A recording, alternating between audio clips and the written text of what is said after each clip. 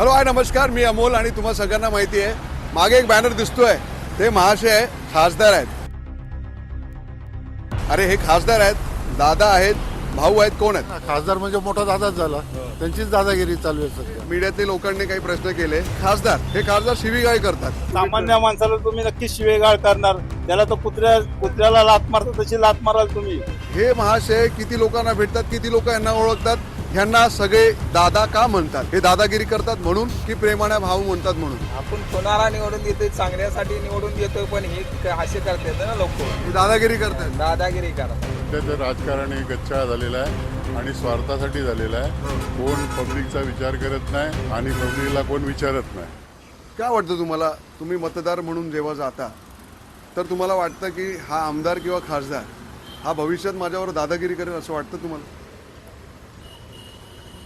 कोणाचं personal life आपण नाही सांगू शकत कोण कसा वागेल म्हणून. बरोबर. ज्याचा त्याचा प्रश्न असतो, पण एक माणुसकीच्या दृष्टीने, आमच्या जनतेच्या दृष्टीने आम्ही एवढंच विचार करतो की जनतेचं काय असेल ते तुम्ही बघा. बरोबर. आम्ही तुम्हाला निवडून कशाला देतो की आम्हाला सामान्य माणसाला कोण IT BT टॅक्स वगैरे भरतात त्याला फक्त तसाच जगता आलं पाहिजे. काही कुठलीही गोष्ट असू दे, काही असू. आता हे इकडचे रस्त्याचे बघावा काय अवस्था असते. ह्या गाड्या जातात, काय जातात, मध्ये कोण किती ॲक्सिडेंट होतात कोण इकडे बघत नाही आहे.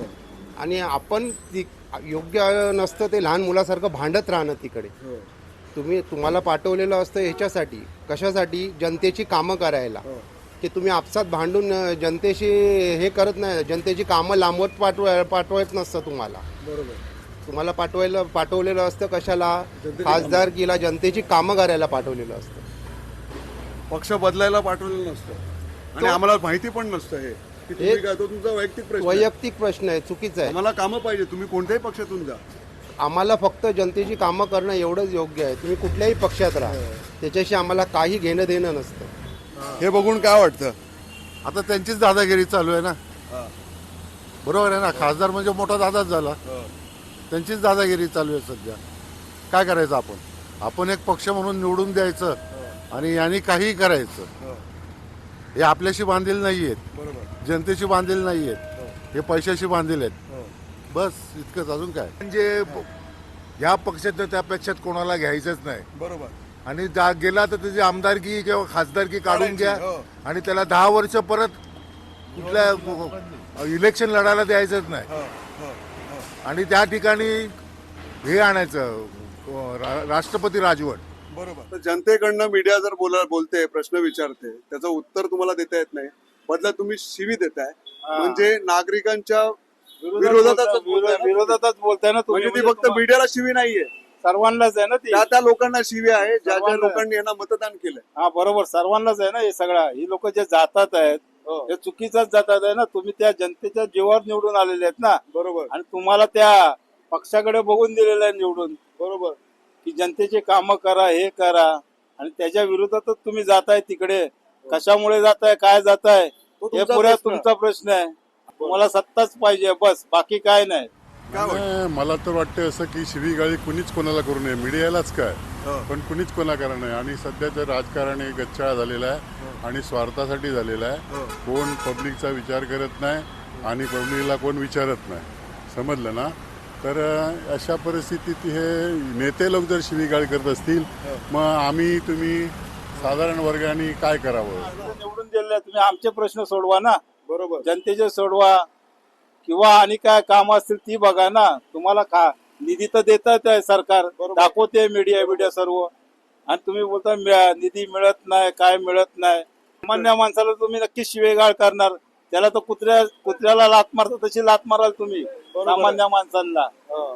त्याच्या पलीकडे तुम्ही काहीच करू शकत नाही आणि तुम्ही सत्तेचे लाचारच आहे. म्हणजे आता काय माहिती, याच्यात इलेक्शन कमिशनरनी पण लक्ष दिलं पाहिजे ना. बरोबर आहे. इलेक्शन कमिशनरचं मेन काम आहे. बरोबर आहे.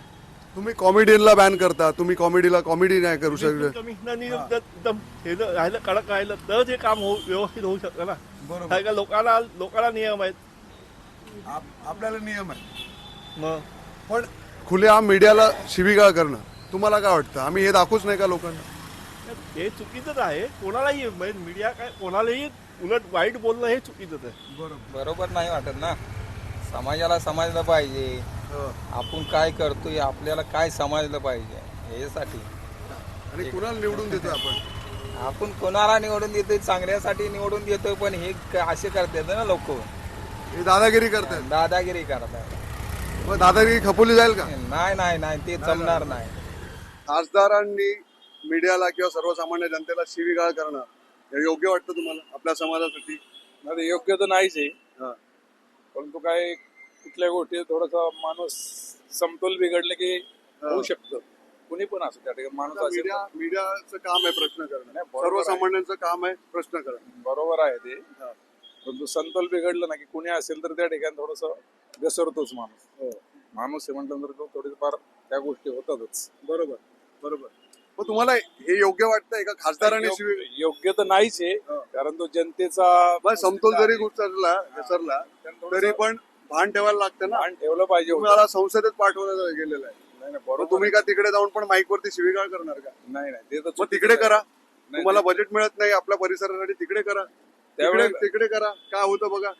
गलत है भाई साहब, गाली नहीं देना चाहिए. मीडिया हो चाहे नेता हो, किसी को आम आदमी को तकलीफ नहीं देना ये लोग कम लिखते हैं, हमें कम देखते हैं लोग, हमको गरीब चाहिए. समझते हम लोग भी प्रचार कर रहे हैं, सबको बताते हैं कहाँ पानी बुड़ गया है, कहाँ कोई तकलीफ है, तो मीडिया के जरिए से एक दूसरे को सूचना जाती है. तो गलत है, मीडिया को भी नहीं गाली देना चाहिए.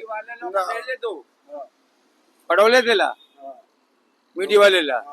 बघा लोकांच्या ज्या वेगवेगळ्या प्रतिक्रिया आम्ही तुम्हाला दाखवलेल्या आहेत, आम्हाला तुमची प्रतिक्रिया खूप महत्वाची आहे. काय वाटतं तुम्हाला, हे दादा आहेत की दादागिरी करणारे दादा आहेत, की भाऊ आहेत की खाऊ काढणारे भाऊ आहेत? नक्की कमेंट करून सांगा. पाहत राहा मॅक्स महाराष्ट्र. मी सोबत हर्ष.